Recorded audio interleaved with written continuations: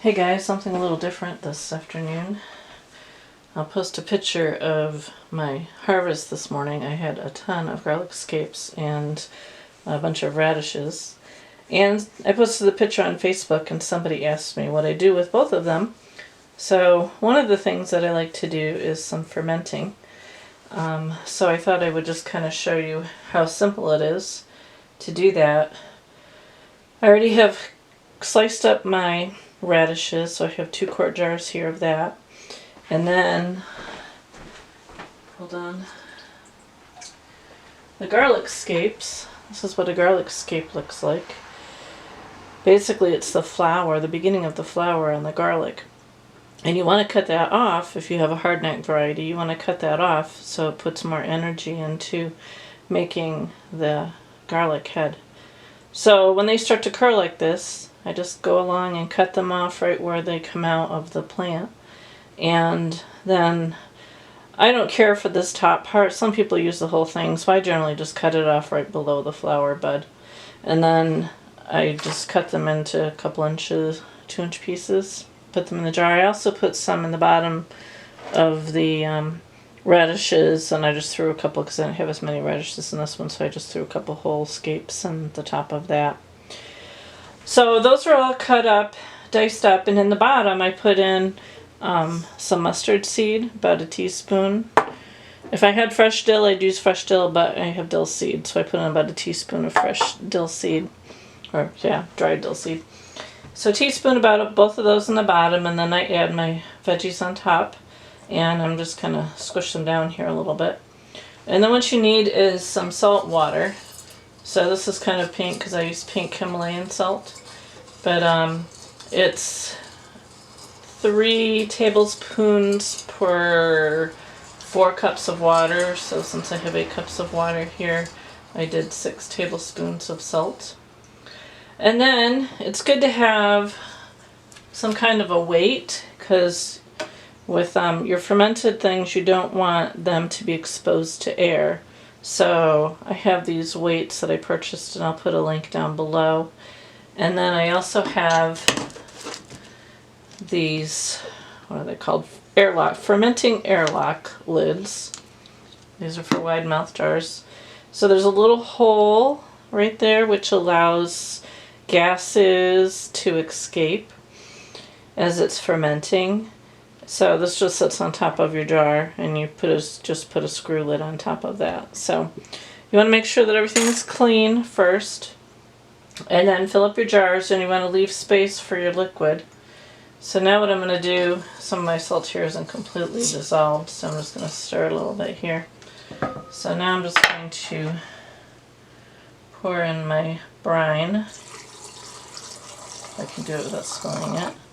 Leave a bit of a gap there so I can put my weight in.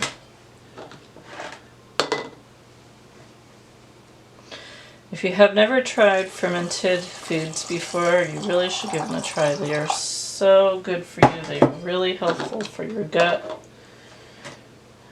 Definitely must too. I'll post a link to the recipes that I'm following. They're from, oh goodness, now I don't remember. Is there isn't. I'll post the link down below.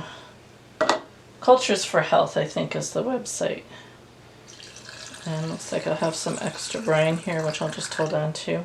I only have 4 weights, so I can only do 4 jars, and I didn't feel like digging for more quart-sized jars, so I'll do these. So now I'm just going to take the weights and just carefully drop them, easier said than done, in here.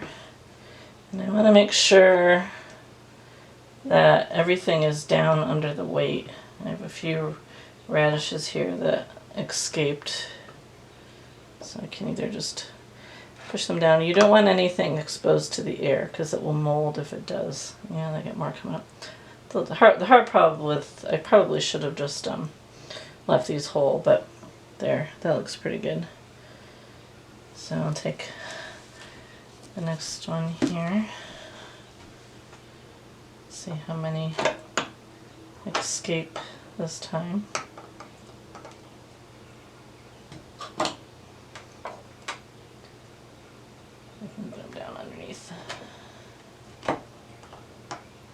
If not, I'll just scoop them out. Okay. That looks pretty good. Ugh.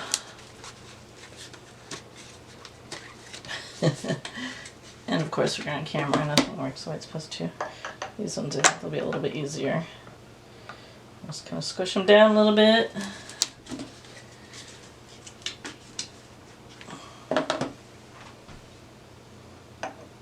Oops. Okay.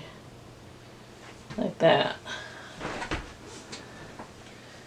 So, then you're going to take your Airlock lid here. They're pretty colors. Put them there. Oh, let me grab another ring.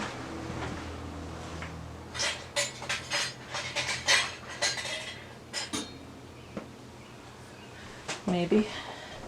And then you just screw them on. So then what you're going to do is you're going to put them someplace out of direct sunlight for a few days and then check them. And what's going to happen is they're going to start to get bubbly. You might get some bubbles forming coming out the top, the little hole that's in the top. That's why you kind of want to leave an inch or so above below the bottom of your jar, just because what'll happen is it'll start to bubble. And if you have it too full, which I'm always doing, I always fill it too full. Yep, radish just came up on this one.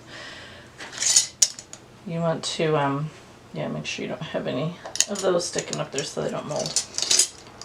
After a few days, you want to check them and taste them and see how they taste. It kind of takes on a pickly kind of a taste. And then just make sure that there's nothing exposed to air. Make sure none of the vegetables have come up above. And taste it. And if it doesn't taste quite right yet, let it sit for another day or so. And just do that until they have a taste that you like, basically. And then you can use them. I love the radishes on salads. I like to have pickles on salads, so when I have radishes, I use the radishes instead. So I'll try and remember in one of my updates, my garden videos, I will try and remember to post an update to how they're doing. If I get to it on Monday, I'll do that. So anyway, yeah, fermented, you can ferment pretty much any kind of vegetable. So I am hoping to do quite a bit of fermenting this year. And like I said, they're really good. So anyway, give it a try. Comment below if you ferment anything. I'm going to probably put the rest of this salt water in the refrigerator, and I can hold on to it and use it once these are done. When I have my next batch of whatever I want to, I'll have more radishes coming on. So, and then I'll probably just combine some of these into a single jar once they're done. Then store them in the refrigerator, and they store for a really long time. Once you put them in the refrigerator, the fermenting slows down.